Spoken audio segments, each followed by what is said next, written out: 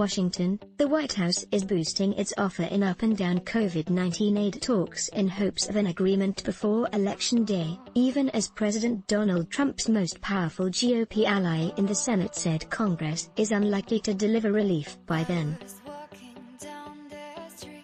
Trump on Friday took to Twitter to declare, COVID relief negotiations are moving along. Go big.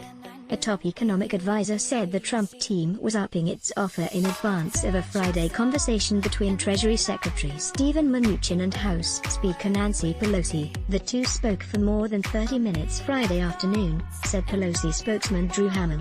COVID relief negotiations are moving along. Go big, Donald J.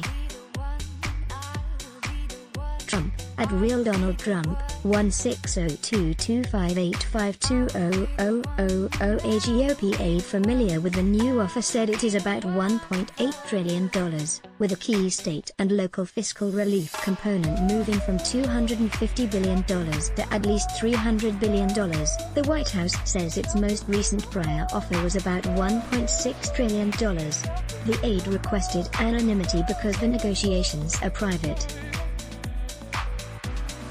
"I'd like to see a bigger stimulus package than either the Democrats or Republicans are offering," Trump said on Rush Limbaugh's radio show Friday. Earlier this week, Trump lambasted Democrats for their demands on an aid bill. Pelosi's most recent public offer was about $2.2 trillion, though that included a business tax increase that Republicans won't go for. But GOP Senate Majority Leader Mitch McConnell told an audience in Kentucky that he doesn't see a deal coming together soon out of a murky situation in which the participants in the negotiations are elbowing for political advantage. "I'd like to see us rise above that like we did in March and April, but I think it's unlikely in the next 3 weeks," McConnell said.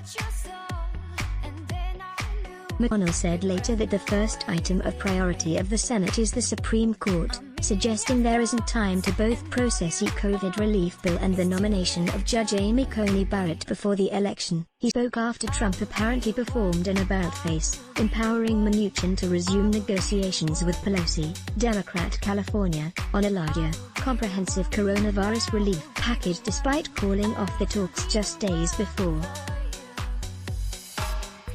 White House economic advisor Larry Kudlow told reporters Friday that developments are positive and that the bid and the offer have narrowed in advance of the telephone conversation later Friday between Pelosi and Mnuchin. McConnell remains a skeptic that a deal can come together, and he has issued private warnings that many Senate Republicans will oppose a deal in the range that Pelosi is seeking.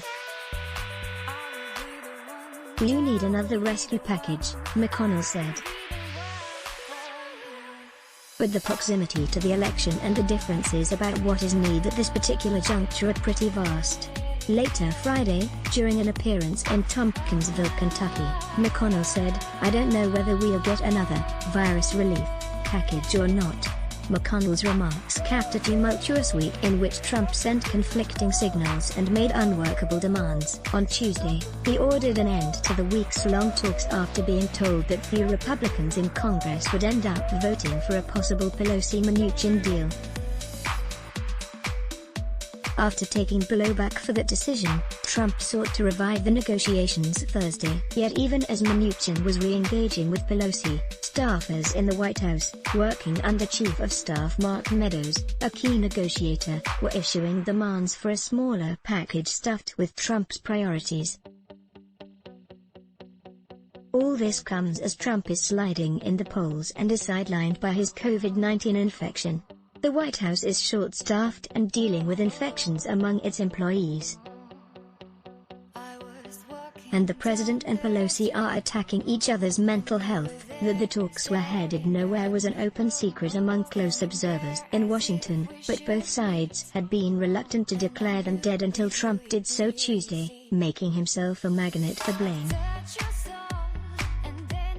The talks are still unlikely to produce results in the near term because even if there was a breakthrough, it could take weeks to process.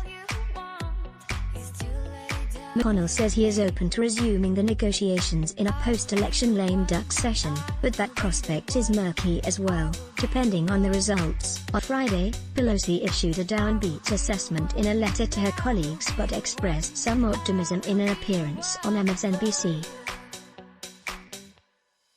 "I do hope that we'll have an agreement soon," Pelosi said. "Let's block ads. Why? Show your love for him.